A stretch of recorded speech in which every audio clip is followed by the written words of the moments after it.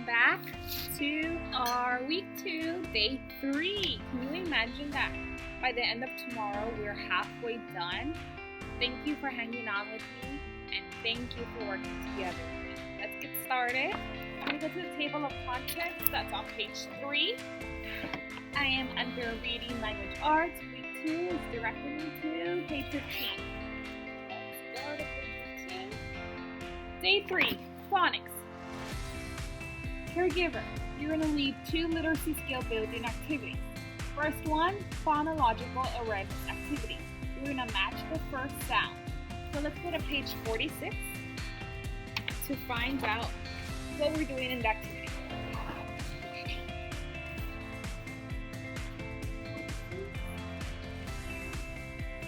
Match the first sound.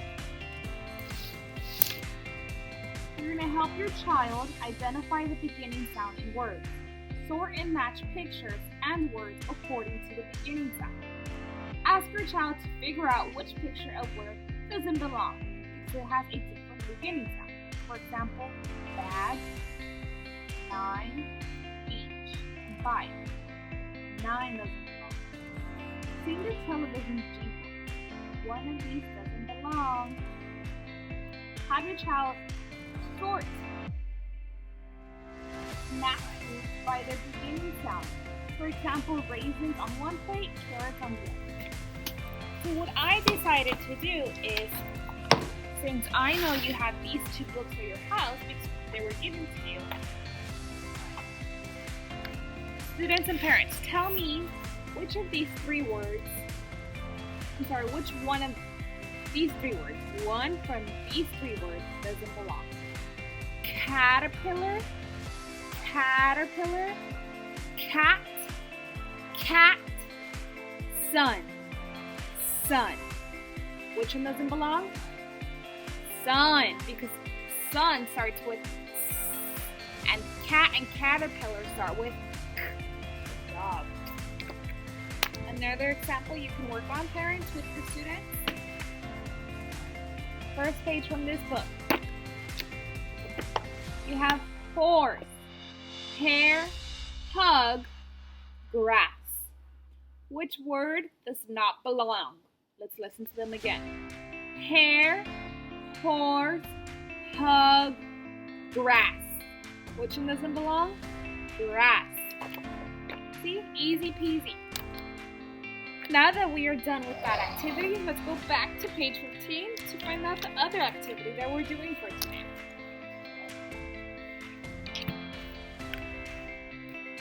Phonics activity.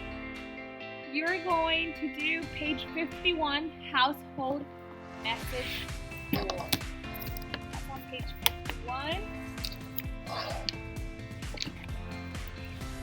Use a chalkboard, pinboard, or a large piece of paper as a family message board. This is an exciting way to involve children in reading with a purpose. Leave written notes to your child on the message board. So in case if you don't have a chalkboard or anything, what you could do is just get a regular piece of paper, hang it on your refrigerator.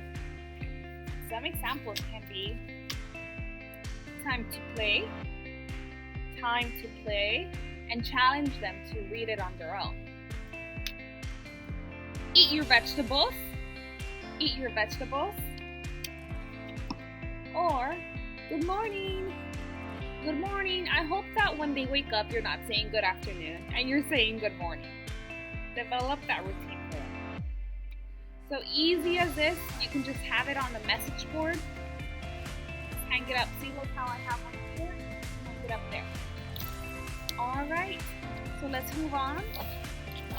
See what we're doing for reading and writing.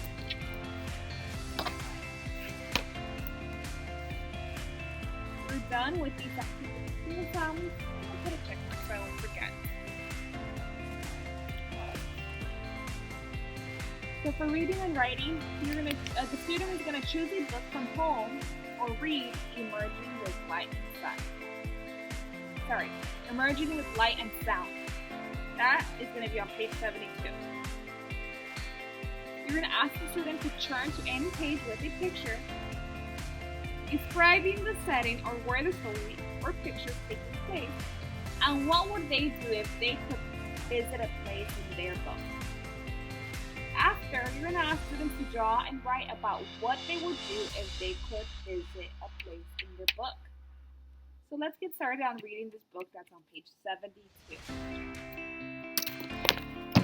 Engineering with light and sound. What is an engineer? Engineers make things to solve problems. They call this designing. Engineers design solutions to problems. This man is an engineer. First, engineers learn all they can about a problem. Next, they plan how to solve the problem. Once they have finished planning, they make their solutions. Then, engineers test their solution to see if they work. They may need to change their solutions or try new solutions. These engineers are designing solutions. Engineers plan, make, and test lots of solutions.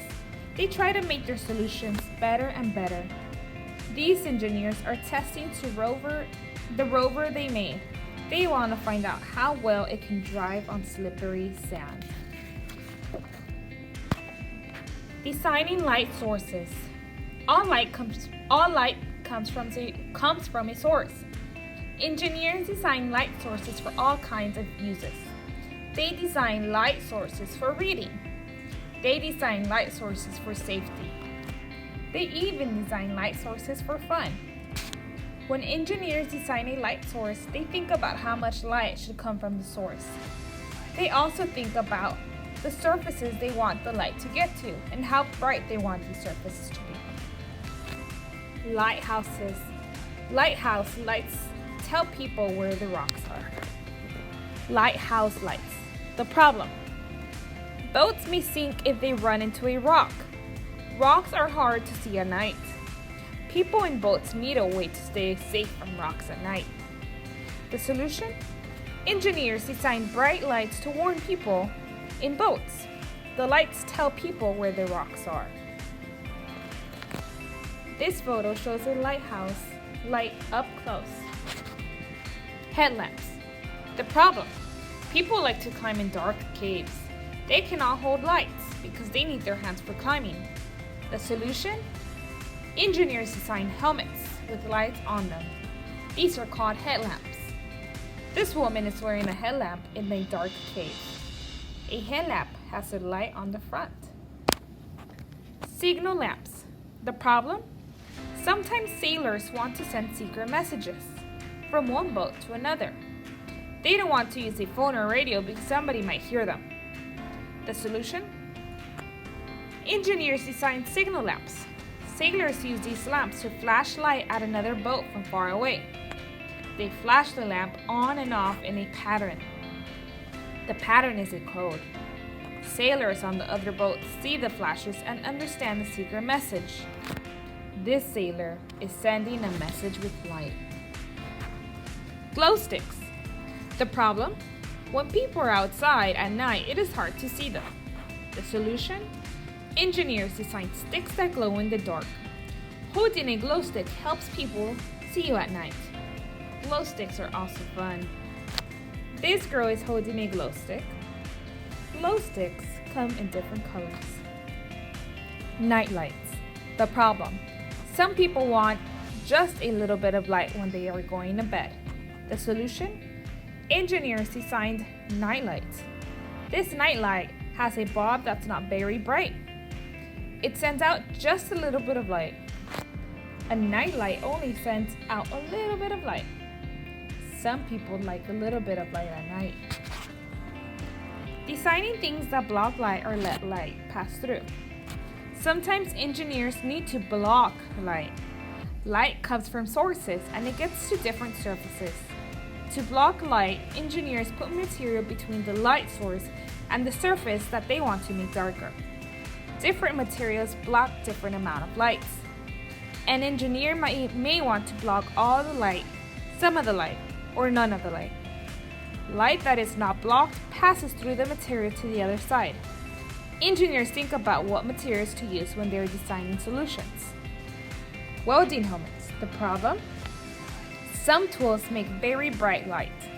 Workers need to protect their eyes from the light, but they still need to be able to see. The solution? Engineers design welding helmets. A welding helmet has a window made of a special material. The material blocks most of the light, but it lets a little bit of light through. You can see through the window to do your work. This man is wearing a welding helmet. A welding helmet has a window in the middle. It blocks most of the light.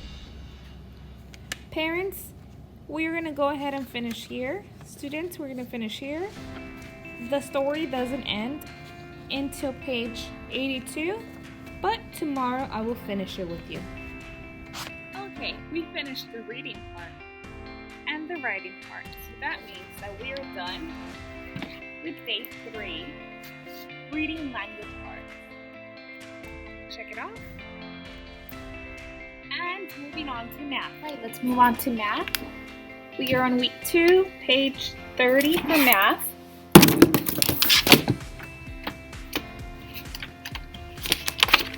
So for day 3 of week 2,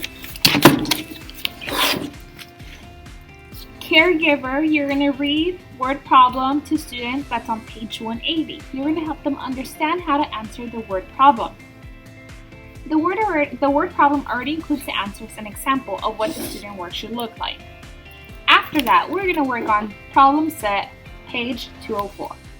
Let's get started. Let's get started on word problem 8.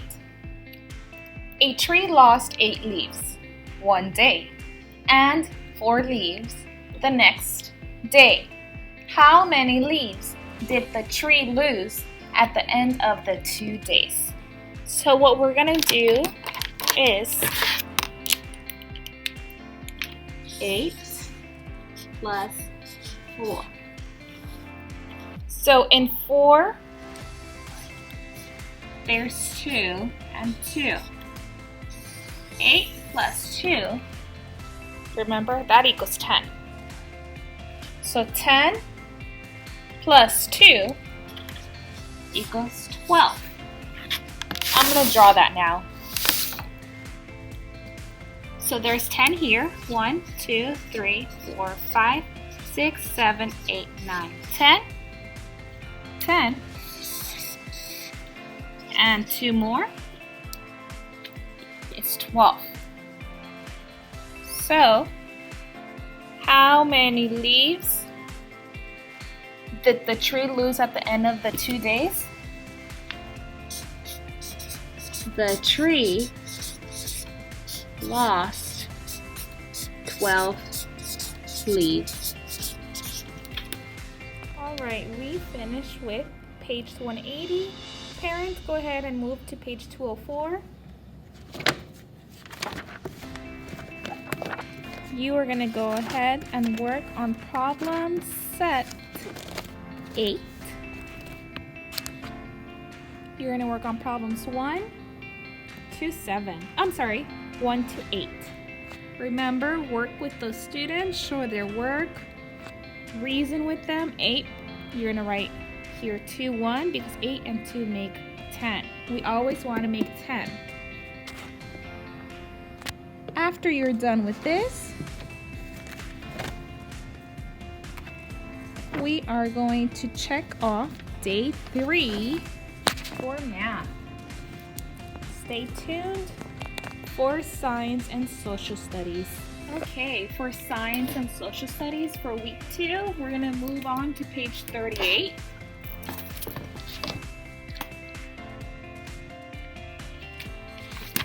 On page 38, you're going to find day 3.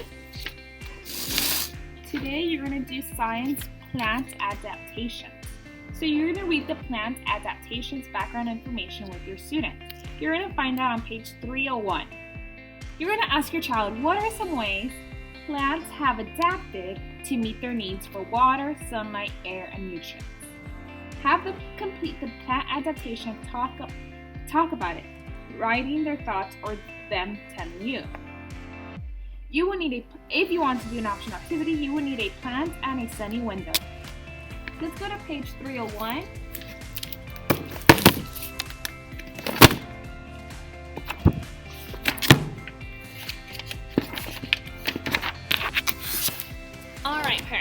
going to read this page to them. This is all about plant adaptations. After you read this to them, you're going to show them the video Brain Pop from Plant Adaptation. That way they can be able to view that as well. After you're done reading this and watching the Brain Pop video, we are all done with Science and Social Studies for Day 3. I will see you again tomorrow for Day 4 of Week 2. Have a good day.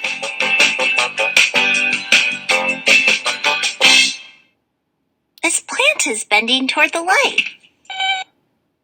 Plants need water, sunlight, air, and nutrients to survive in their habitats. They also have different ways to reproduce or make new plants. Living things adapt or change to meet their needs. How have plants adapted to meet their needs for water? Desert habitats don't get a lot of rainfall, and they get really hot.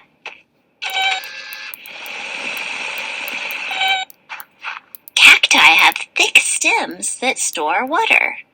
Their spines provide shade to protect against water loss. They also keep the plant safe from animals and robots. Grasslands sometimes get rain, but they can also be hot and dry for long periods of time.